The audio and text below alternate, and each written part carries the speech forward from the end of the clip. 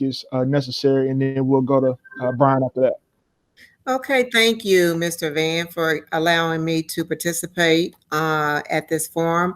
I am a teacher at Blue Lick Elementary. I've received 12 years of training there. I've had the privilege to sit under some awesome leadership. My current principal now is Miss Altman, and I've also received guidance from Miss Raymond. So I've been there, as I stated, for 12 years. I was a substitute teacher for 7 years in the district. And in my current role as literacy lab teacher leader, this will be finishing up my 6th year. I just recently graduated from Spalding University, completing my rank 1, yay, in school counseling. And that's where I met Mr. Smith, who I would agree is an awesome educator, passionate, and I've learned so much from him. I am a parent of 3 adult children, and I have 4 rambunctious grandsons who I love dearly. I work in the community with various organizations, volunteering, feeding the homeless, or the community, supporting, providing administrative support for the Lydia House, which is located in the east end of Louisville around Jackson and St. Catherine. So I'm passionate about working with children, students. I have been passionate all my life. I got into education as a second career. I was initially working at Presbyterian headquarters for several years, and then that's when I moved into my role of substitute teaching because I wanted to be home with my children and have that flexibility.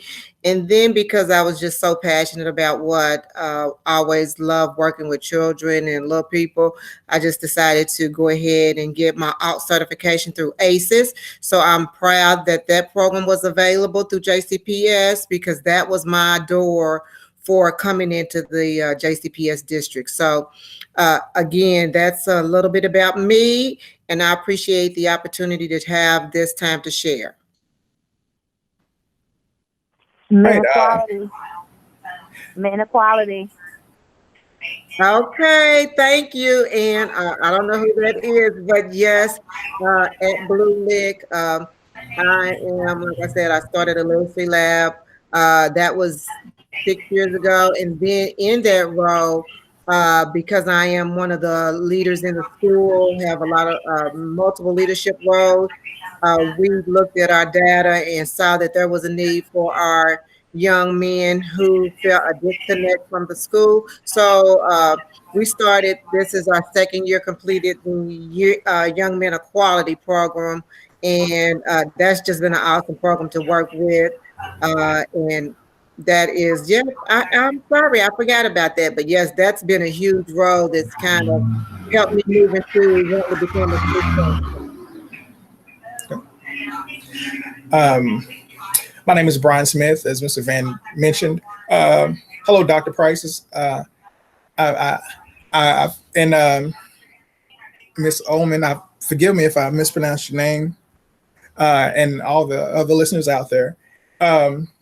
I'm just grateful to be here, to be a part of this discussion. A little bit about myself. I met Miss West through the Spartan program. She is a guidance counselor, so that's awesome. And I'll soon follow in her steps. I'm just maybe a couple classes off. But as you see, she's very accomplished, very polished, very professional. She shared a whole lot with you about her work and her charisma for the community.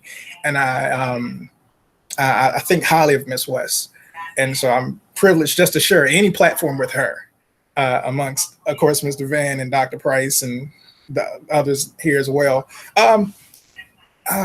Just a little bit about myself. I'm from Kentucky originally, Morganfield, Kentucky originally. Some things happened and I ended up in school because I never intended to go to school. Matter of fact, I started off at a community college after getting sick. And so I lost a good factory job because I was wanting to take care of my mother and my siblings. And something just clicked in my mind to where I realized that education was something that can't be taken away from me. So I started off at a community college, kept going, went to Louisville. The doors that were open to me led me toward teaching. And I've been teaching for JCPS for 15 years. There's a lot of people on the path that I have to thank, like the Office of Minority Affairs and the Minority Teacher Recruitment Program were very influential in seeing me through school and helping me to be there financially as well, But I've taught at Thomas Jefferson Middle School, then I transferred to No Middle School, and now I'm at Olmsted North Middle School because I wanted to work with all boys to see what that was like, and I felt like I had something to offer them. So this will be my third year with them, and in between teaching social studies and language arts for middle school, that's the content that I've kind of just vacillated between, and I'm just grateful to be here because once again, I was one of those guys that I'm not supposed to be here. Statistically, or maybe from what people told me to my face, I'm not supposed to be here. I'm supposed to be in a coffin, in or jail. So it's just, I'm just elated to be here. That's all I have to say.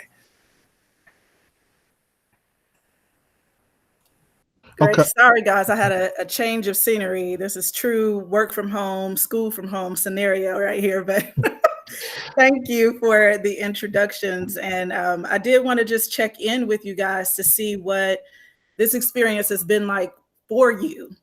So since the virus has hit, how have things changed for you in terms of meeting needs for students?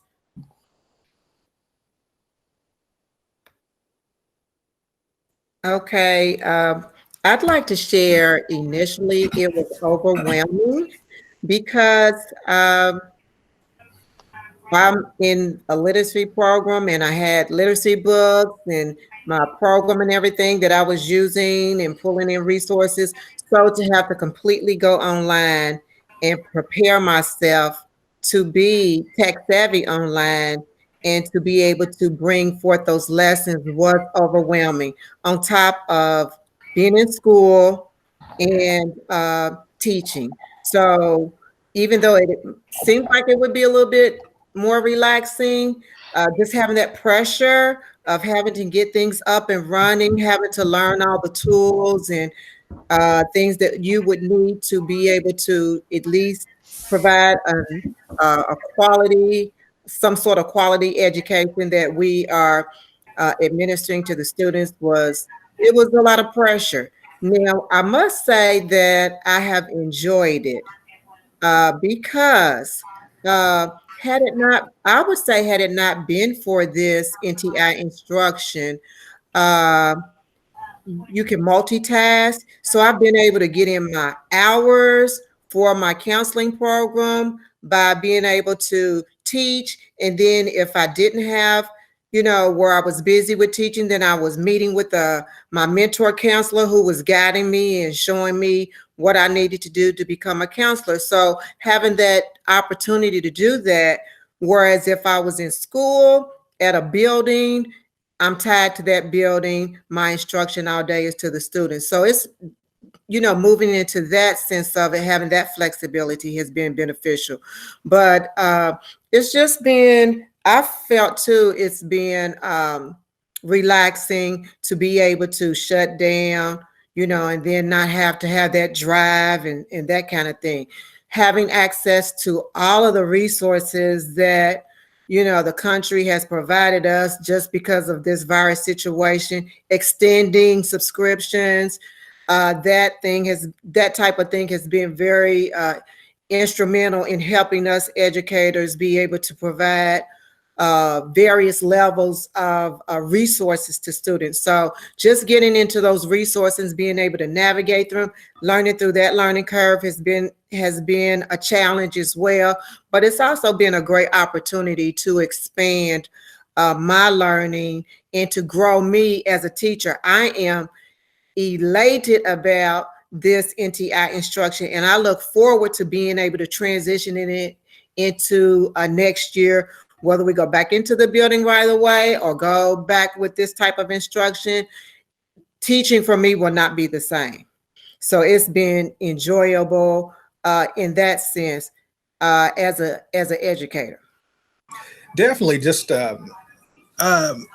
Miss Wade, she said some things that kind of brought some experiences back to my mind. So, for instance, you know, one day you're in class and you're talking to the fellas, and there's kind of some rumor of COVID and things are happening. And, you know, every now and then a kid comes to school wearing a mask. And I'm thinking, hey, that's a little bit overkill, because if you need that mask, I don't need to be in this building. So let's take the mask off and let's not do this. And, you know, just kind of relying on media and the news to kind of give you an inaccurate perception of what was really going on. And to know that you had to kind of sense and feel things for yourself. So immediately I felt like internally chaos and fear and worry, you know, and I began to kind of like think like, okay, well, you know, how is this going to affect my family? How, you know, do I have it? Because, you know, I work with children all day long, and just those kind of worries and anxiety. And I think I spent about 2 days there just kind of pondering and calling everybody and texting. And then I thought, oh, well, what about my guys? You know, I work with kids that some of them, you know, I can think of a couple of kids that cry on the weekends because they're going home for 48 hours straight. And they are in fear of maybe an older brother bullying them, maybe a parent ignoring them, so on and so forth. So I started thinking about those guys, and I began to think, you know, what about these guys? What are they going through? And so before NTI even started, I went in Google Classroom and I just tried to reach out to as many students as possible. And we started playing games because I figured anything that would get their mind off of this would help them. And it actually would help me too. So I began to log on like daily just to create some sense of normalcy, because that's what I needed. And so we would play games around noon or 1, you know, and then I say, okay, I'll see you guys tomorrow. Here's a positive video, you know, and just having them in mind. And then the NTI, you know, began to develop, and we started connecting with all the teachers again, and started talking about curriculum and things of that nature. And so that was important, because once again, that formed a sense of normalcy for me. And that's really what I needed. I needed those faculty meetings on Tuesday. I needed that PLC, you know, once a week. I needed to see my peers' faces and talk to them about, you know, have you contacted so-and-so? You haven't? Okay, I'm gonna call him now, and I'm gonna call this person. So that's really my process so far. All right. Mr. Van, if I can speak, I would like to piggyback on what Mr. Smith said. Yes, that sense of fear and anxiety did settle in. And honestly, I had not had any type of anxiety in a sense of at this level of what's going on. And I had like 2 panic attacks.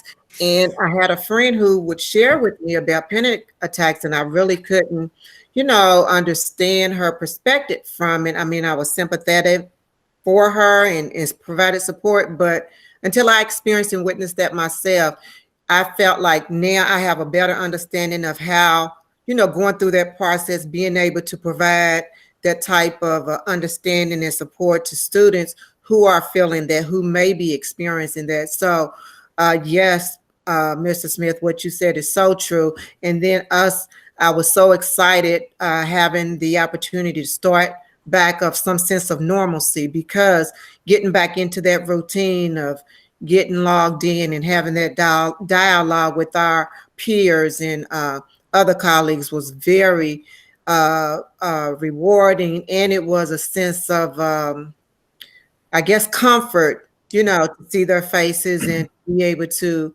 you know, get your mind off of COVID and the things that are going on with our students, thinking about their concerns. You know, are they having food to eat?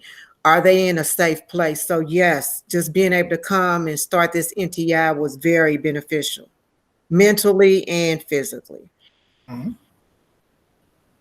Thank you for being transparent about that. I mean, I do believe that we've tried in really valiant ways, I guess I would say, to normalize this experience, which I get it, but at the same time, we need to acknowledge that this is an unprecedented experience for everyone, and what that impact may be like for each of us, as well as for, you know, students and families. So I'm wondering, in terms of your connections, how have students and families responded? And have you been able to do kind of more of that, you know, mental, emotional check-in? It was over the weekend, and I think it was on Monday. And anybody correct me if I'm wrong, but I think it was a Monday when JCPS called off and said we're not going back to school. I think so. But I had I was working with a kid, and he had lost his mother earlier, and so I said, hey, you know, I share something in common with you because my wife has lost her mother, and I know what you're going through. And I was kind of relating to him, and I said, hey, let's put her picture on a backpack, because I made some special jackets for my wife, my sister-in-law, my brother-in-law, and myself, with, you know, pictures of my mother-in-law on it. So I said, hey, you know, this jacket's too big for you because they only make a extra large, you know, so on and so forth. Let's put it on a backpack. And he was like, yes, Mr. Smith, let's do it. Let's do it. I want to do the idea. So by the time the backpack shipped in, JCPS shut down. And I just had this book bag, and I was like, this is not mine, and this belongs to him. So I called his grandmother and said, hey, you know, I know what's going on. Can I bring this backpack? I'll spray it down with Lysol and leave it on your front porch, you know, because I want him to have this. This is his backpack. This is his mama. And we've been waiting 3 weeks for this thing to come in, you know. And so I was able to deliver it, and I was able to actually talk with the grandmother for about 10 minutes, you know, and she was just very appreciative of me just bringing it to her. And I got wind that he loves it and he won't take his backpack off or anything, you know, so I suppose it's like a security blanket for him, you know. But just things like that, I realized that certain things still need to happen, you know. If it's playing video games once a day, you know, using GimKit, or just kind of talking to them, putting a question of the day, like, you know, which pizza is better, Papa John's or you know, or Pizza Hut. You know, we all know Pizza Hut gets that, but I'm not gonna say anything. But, you know, just to kind of to be able to have those communications with them. I like to ask the question, are you okay? Is your family okay? And do you need anything? This is how I started my classes throughout the year. Because the school that I work at, 40% of my kids go home to some sort of drama or trauma anyway, you know. So we have to start our classes off that way. And, you know, I said, well, one kid texts back through Google Classroom, well, what are you going to do, Ms. Smith? Let's say if we need something. And I said, well, what is it that you need? You know, it depends on. Maybe I go to Kroger's and drop it off your front doorstep, you know. You just let me know. If it's something crazy, I'll tell you I can't do it, you know. But just kind of keeping that relationship going, that is our norm. Because I would do the same thing in my classroom.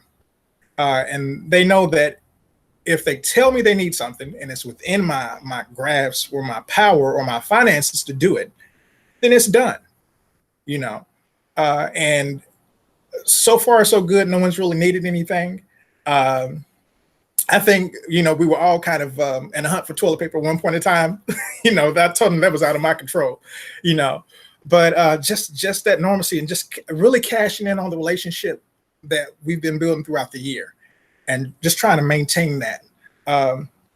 That's how I've been kind of reaching out to my students.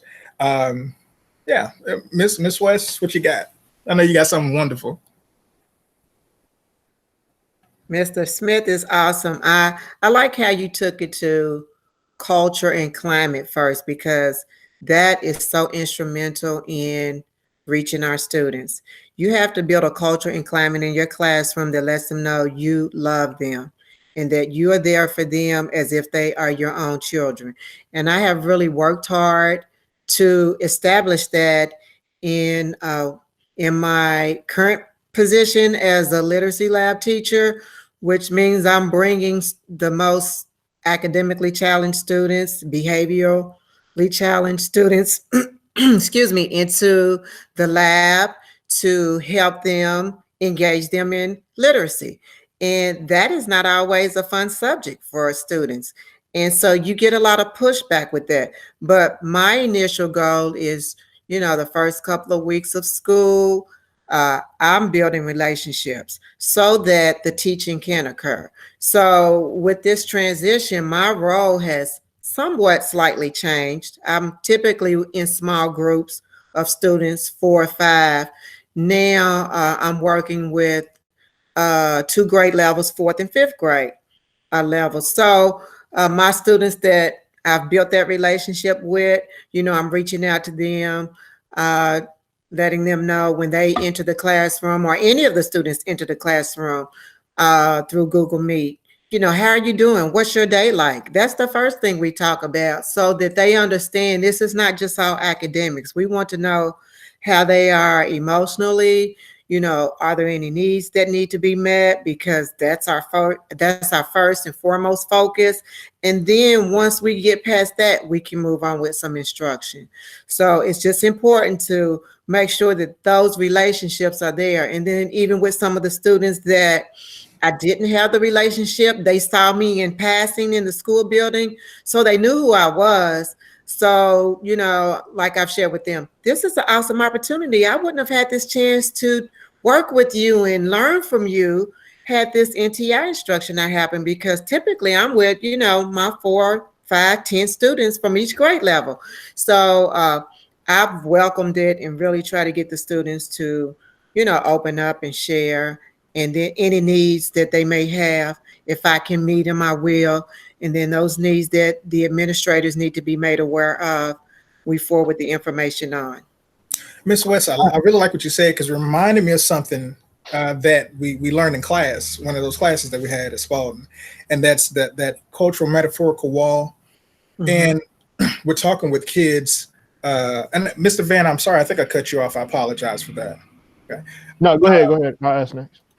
I find that letting kids know that we were struggling with COVID as well, mm-hmm. helped them to open up and to relax. It kind of helps some normalcy. We're not draped with, some of us are, but not me. United don't have a super cape or something, Superman powers or Superwoman powers. I was telling my students that, look, I got people I'm worried about. I'm tired of looking at the news because it's driving me crazy. Yeah. I can't be around people, and I like to be around people, and when I have these worries and I'm worried about how am I going to get food, and how much should I stock with food? Where's the toilet paper? Once again, so I was just kind of letting them know that I shared some of their pains and some of their fears, mm-hmm. But at the end I would say, well, we're going to do it together. It's going to be all right, and I think that it even helped to address some of the basic needs. So like Ms. West says, so that we could talk about the academic stuff. Yeah, I want to say 2 things I forgot to mention about Brian is that he's an author. He writes children's books, and he also, something else I was going to say. Oh, this is the other thing. He takes his students to his boys to do community service. So they'll go feed the homeless together. And I'm not just saying it to brag on you. My question is this. You kind of build your classroom like a team, almost like a brotherhood. And one thing I've been curious about is, like, from y'all's perspective, how do you think NTI and the pandemic is having an effect on the difference between the effect on boys and on girls? One of my friends is a teacher in Memphis. He said that at his school, I think it was last week, they had like 76% engagement from females, or 79 and versus 46 from males, or something like that. I want to know, because if I look at your classroom like a team, when I was in high school, I played on the basketball team. If we had a pandemic, I would have been depressed, and I would have been hurt that I couldn't be around that brotherhood, that camaraderie of my team. And even just listening to your first answers when we asked y'all about how things were going for you, Brian, you said, you talked about how you missed that brotherhood, how you're struggling too. It seems like, I know a lot of time the women are a little bit stronger than us, even though we put on that facade like we're stronger than them. It seems like even the difference in y'all, how y'all are handling it. So can y'all just speak to what you think the difference may be, and how boys may be dealing with this versus how girls may be dealing with this? Okay. I will say, because I'm teaching all boys, so I will speak to the all boys. And now,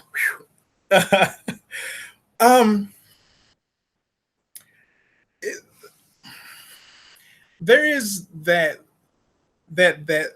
team building, and that the camaraderie that is missing, that brotherhood that you are speaking of, Mr. Van. And I think of how my lessons, or my class lessons, loses an essence of being there. It doesn't like what I want them, if I was in a class, doesn't necessarily transfer well over the internet, over the screen. There's things that I'm doing now that are not transferring over the screen, so I take that into account, and I think about my guys, and how many of them really learn visually or kinetically, and they enjoy those processes, that group work. And so I take the artistry of creating a lesson with meeting the social current needs of my students, and I thread them together. So in other words, I create lessons that are engaging, that will allow them to be creative and to go do something.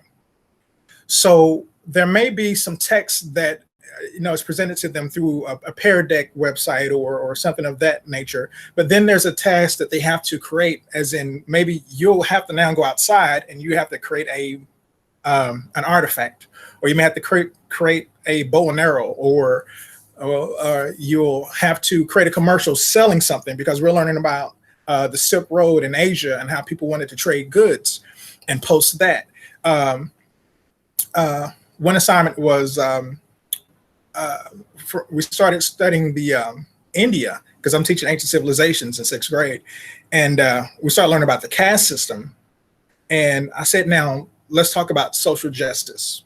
Let's create speeches on behalf of a disenfranchised group that you want to choose, and let's present that. So making it more hands-on, giving them something to do, giving them something to create, is how I begin to put that more so within the lesson. So now there's performance-based, it's hands-on, and they get to move. Not only that, I also make sure that if I'm asking them to do something or to create something, that there are common things that they can find around the house. So if you're going to make a map, okay, let's make it on cardboard. If we're going to make a mask, let's make it with paper plates. Just materials that they can use around the house, so that everyone is included in the process. So I think really just the artistry of lesson plan, because now I'm designing it to create a social norm, and to also get their minds off of it, and to also, as much as possible, to include those around them.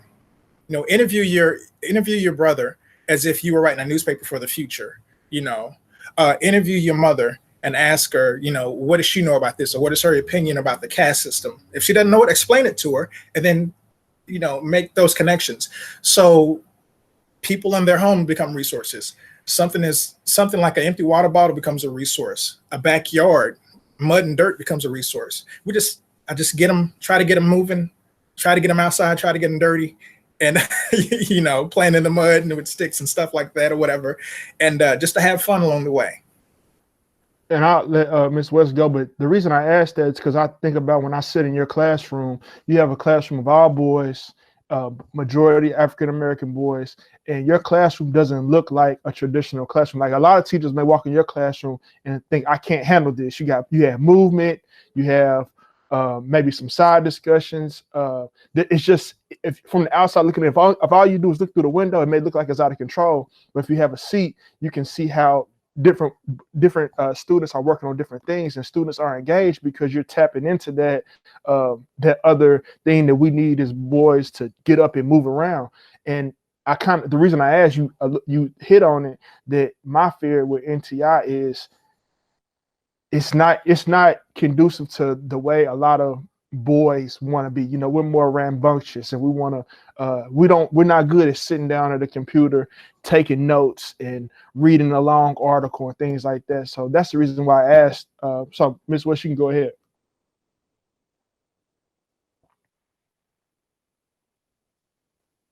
Okay, Mr. Smith brought out some really intriguing points from a male perspective. Um, I'm getting mixed feelings with both females and males, but the males seem to be more nonchalant, not really. They're kind of going with the flow, but I do sense they do miss that connection. Um, I started up our Young Men Equality group 2 weeks ago because once I got settled into my instruction and was providing what I felt I needed, I wanted to reach back out to that group to kind of pull them back in to see how they were feeling, how things were going.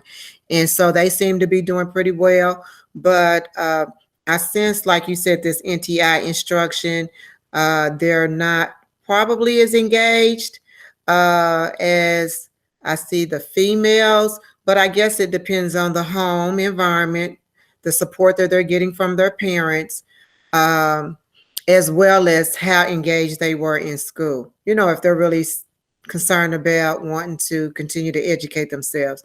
So it's a little bit of all of those things mixed together, is what I'm seeing. I do think that the students, they're voicing their concerns in regards to, I think they definitely have a better appreciation for school now because they have been out and like Mr. Smith said, it's kind of getting, mundane with the online instruction. So I sense that they are definitely missing the peer, being that socialization and having that group and just being engaged. I tried to encourage my students because I did notice that they're not working in groups. So I'm like, yeah, reach out to a friend. You have their number, come in Google Meet, exchange numbers, or you can work on these assignments together. You don't have to feel like this is something that you have to do alone. And what Mr. Smith really said was important was two things. One thing is engagement.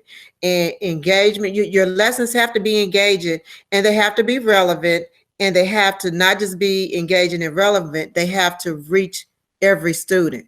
So if you're only creating lessons that reach a certain racial makeup of a student, then you're going to lose students who can't relate to the material, who they're not pulled in because it's like, well, this has nothing to do with me. Or if it does have to do with me, it's all negative.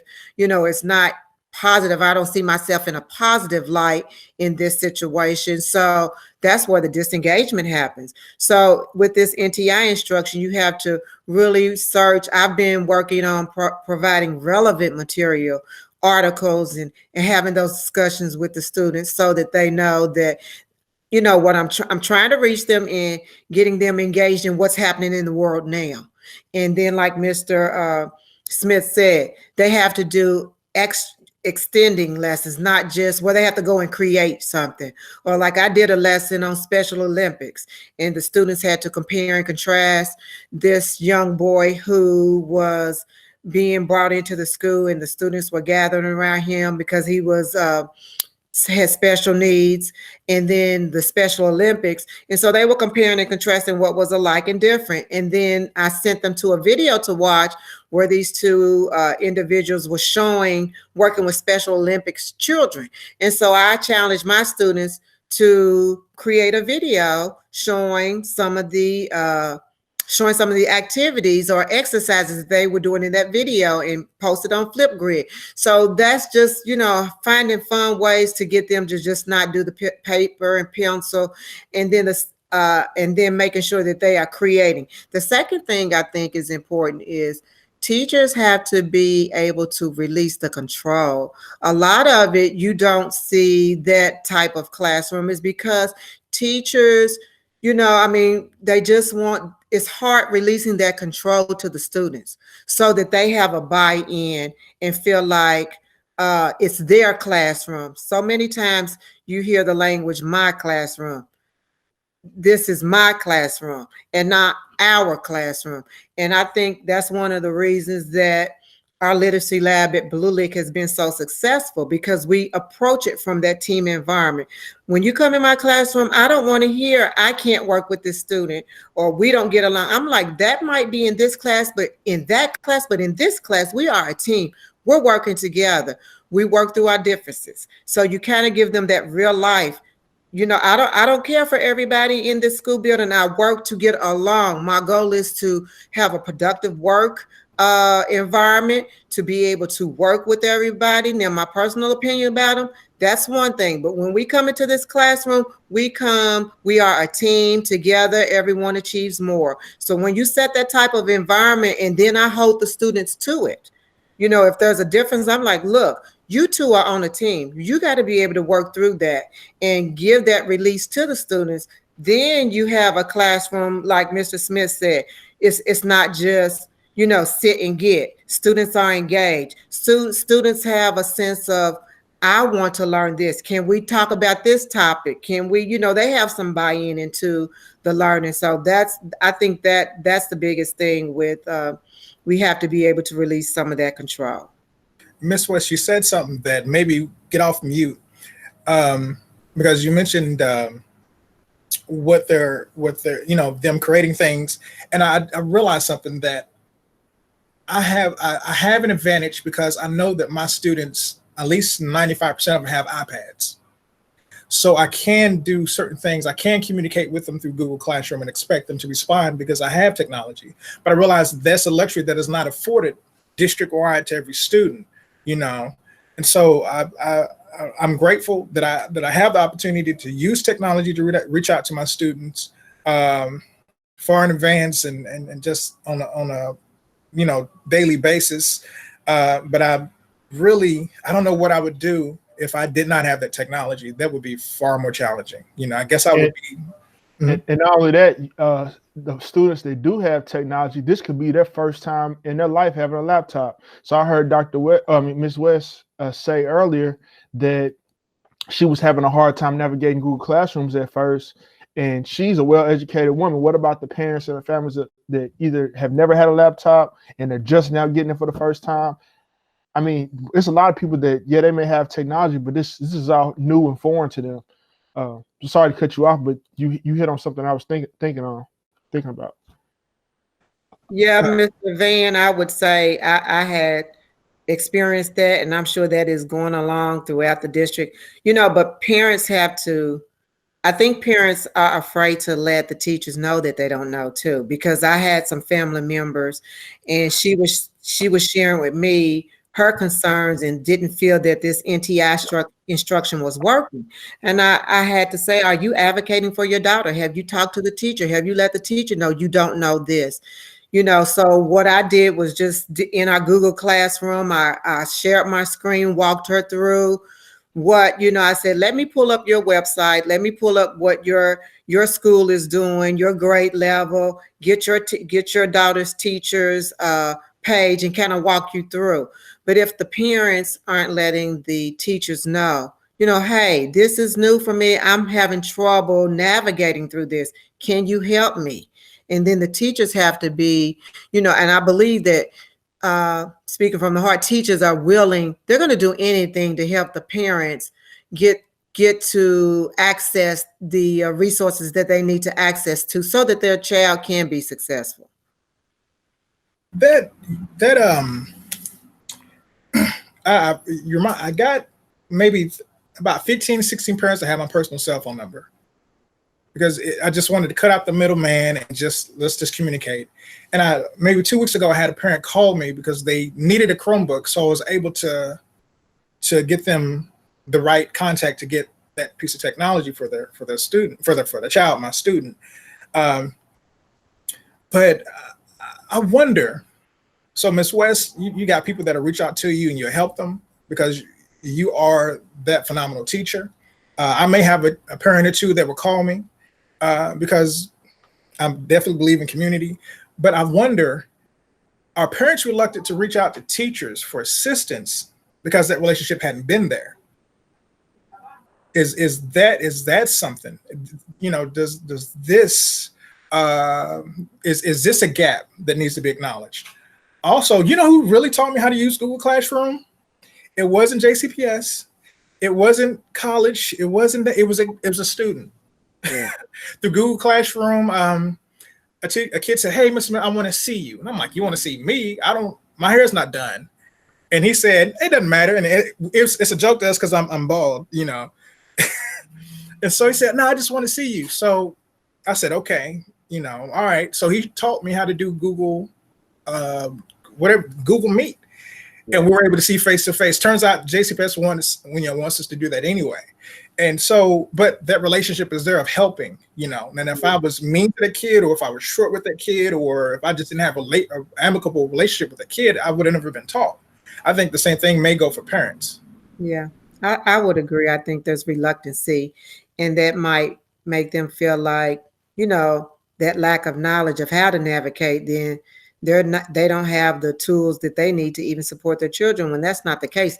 You just have to, you know, I think the message has to be communicated just consistently. This is new for all of us, teachers, students, and parents. So we really have to show compassion and be more understanding and empathetic to work with the parents to help them navigate through this whole process. Getting the work done is one thing, but if the children, you know, and the parents are stressed out, because that parent was stressed to a point, she was like, "I'm done with this. I just want the packet." And I'm like, "You have the resource. Let me help you." I said, because honestly, this is probably the move. The further along we get in education, this is the move, the shift that could be occurring. You know, it's happening now, but in the next continuing on. So you want your child to be able to navigate and know how to click on links, because they didn't even understand that the links meant that books were there. They were frustrated. Well, how are we supposed to read these books? Did the teacher send the book? I don't have access to the material. What are they expecting me to do? So I'm thinking that parents just don't know, and teachers don't know that the parents don't know, and the teachers could be assuming that the students are the go-between and are showing the parents, and that might not be happening in all cases. So I think, just like Mr. Smith said, those relationships might not have been established at first, but so they're more reluctant to reach out. But hopefully, you know, if we continue to communicate, reach out. That's what we're here for. That's what we're here for. And I know I've said that over and over to the parents. I am here to assist you.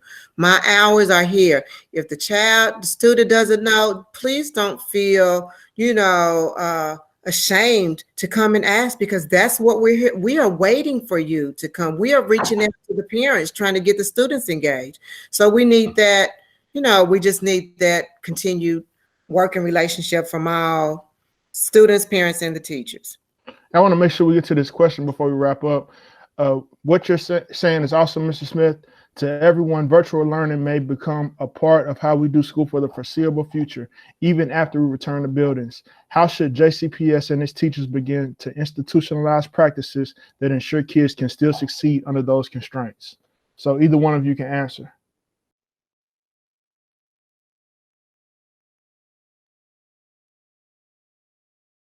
You go ahead, Ms. West. Is Ms. West there? Okay. I think, okay, something may have happened. She got intimidated and left, so she left it where you had to answer.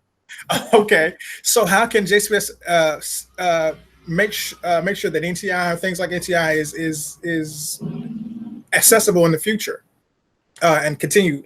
I think I really do applaud JCPS, because they relinquish so much technology, and there's no guarantee that they're going to recoup this technology, So I do applaud JCPS and the resources and the staff that went ahead and made sure that schools were able to give technology to those that they could give technology to. I don't know if I don't know the numbers, but I know it's a lot more than I could afford on my own. So I appreciate that. So I think that was a great thing. So one, get the technology out there. Two, I think as a teacher, I've learned, or I've appreciated something about this isolation, this COVID, when it comes to education, because I've had to relinquish, as like Ms. West said, so much power and so much creativity over to the student, and I had to trust the student and the parent to work together to meet academic goals, to get certain things done. And so I think it starts with me, and that is me being willing to hand over and to trust kids with the learning process independently.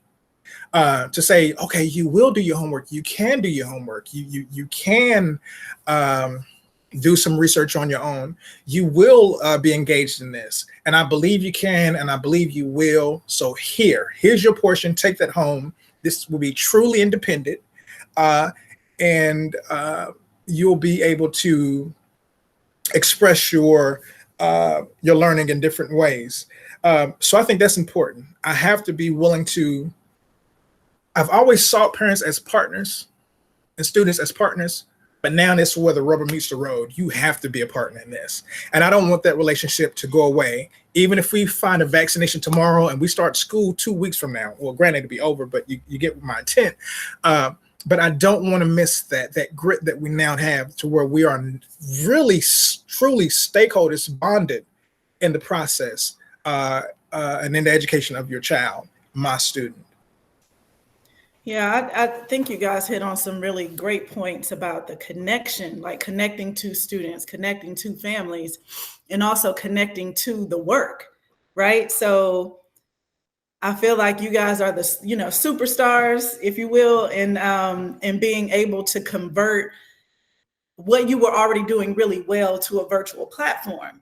But I do wonder about the teachers who did not have that competency, didn't understand the importance of cultural relevance, and have had a difficult time making that shift. And I can speak to some of my son's teachers that I think have tried, but their idea of how to engage students was basically, let's upload the worksheets that we were working on at school into the portal or the classroom.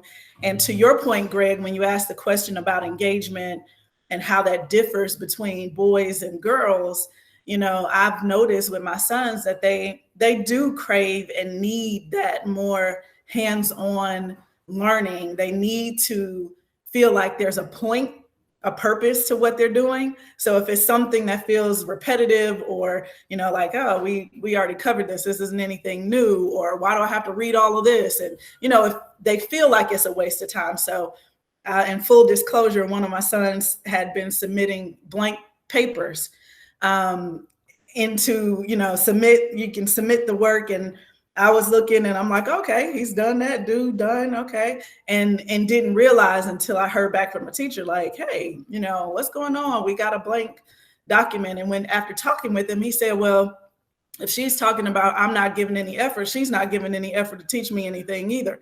And he had a point. I mean, we had to deal with, yeah, exactly. We had to deal with the idea of, expectations, but at the same time, he had a point. So I do wonder how, moving forward, especially if we're talking about engaging people, families as well as students in the summer, what are your thoughts about how, and Lyndon, I know you've been able to join us now. He said this multiple times, and I agree, like, how do we get these best practices to be throughout the district and not just with superstars, you know what I mean? Like yourselves. What are your thoughts on that? Oh, wait. I see. I was already off of mute because I wanted to say something. Miss West, you jump in there too. Come on now. So check this out. So when you have platforms such as this that actually gives teachers like myself and Miss West a place to talk and to communicate and to connect with the community, and I'm very humbled and appreciative for this opportunity, then we can have these discussions. And when we have these discussions, we realize that there is a gap between the culture and content, and even more so, a bigger gap with COVID.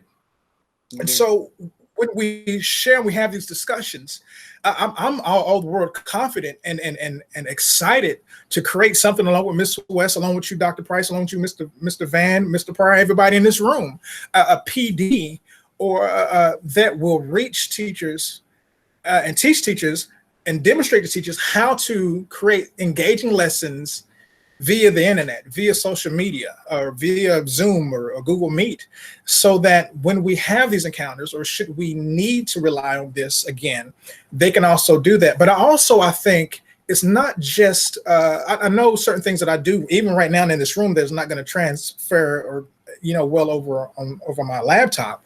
But I do believe that, in essence, if you hear Ms. West speak and you hear me speak, you do get an essence and hint of what our classrooms were like, the type of relationships that we invest in with the kids. So I think not only for media purposes for NTI, but also I do believe, and I will draw a correlation, there may be a gap between students face-to-face in the classroom. So those same teachers that are struggling here over the laptop were probably struggling with the same reasons in the classroom, because you just don't lose. It's just like this, and I'll be quiet in 17 seconds. My mom ain't got to be in my room and be in this room right now for me to show her respect. She can come on the phone and say, boy, you shut up, sit down, and quit acting a fool. I'm going to shut up and sit down because I hear my mama's voice over the phone, because I have that relationship. Right. She has a relationship. So no matter where I am in the world, I'm going to respect my mother. Exactly. So I think there's a bit more to be discussed and a bit more to be addressed. But I think starting off with a PD that is grassroots grown from systemically from events like this, that will make the difference, that will impact our teachers and our community. Wonderful. Smith, awesome. I would just like to say that it's going to require teachers to expand themselves. I mean, so many times you find teachers, they get set in at a place and they want to teach the same content year after year and not really get a grasp and feel of the multi cultures that they have in their classroom. So with that being said, your content has to change with your students. You have to engage your students so that they feel that they are a part of the classroom. And a big part of that is going to be, even with me, there's so many cultures and so many things that I don't know about other cultures that I have to learn. And so that's, along with the technology, I still have to grow and expand. I can't get set in my certain way of teaching and then say that this is for every year that I teach. And I think sometimes that's where you find teachers at. They're stuck. They don't want to do anything different. It worked for them back then. It should work now. And they're not willing to change up and bring in other materials and resources. And the worksheets, that's just easy for people. It's just easy. Yeah, so, they say kids ain't like they used to be. The problem is you still the way you used to be. You got to evolve. So because kids are different. So it's time for you to change. Yeah.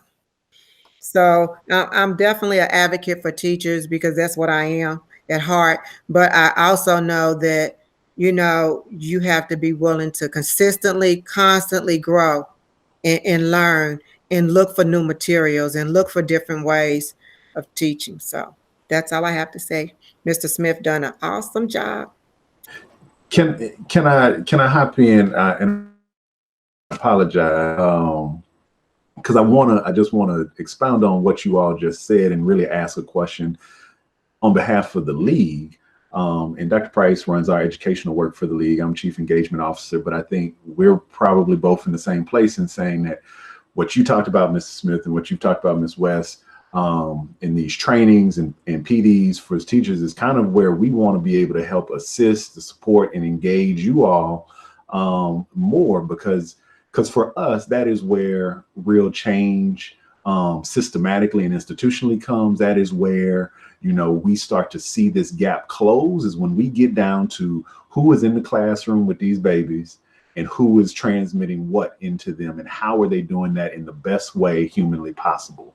And so we want to see that happen at every level. We care about the big, global systematic things that need to happen at JCPS, but we also care fundamentally about the things that you all just talked about. And so I guess my follow-up question to you all would be is truly like, how is the best way for that to happen? Mrs. Smith, you said, do we need to orchestrate a PD that happens via Google Meet? Is that something that the league can help you all do? Is that something that, and Greg, you jump in, is that something that DP or somebody else is setting up? But like, where is that training going to take place, or who needs to help?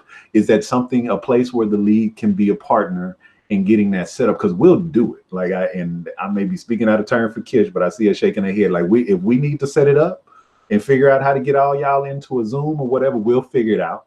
Like we will do that so that you or somebody else can start to do this training for your peers and help them make the connections that you all are so clearly able to make with your students. And so that's really my follow-up, is like, if you all had the magic wand to say like, hey, this is how I would do this, this is how I would get this to our peers, like tell us, and so that we can help to advocate for that, whether we're doing it with you or whether we are pressing from the outside for those who are empowered to do it. We just want to know, like, what do you all feel is necessary?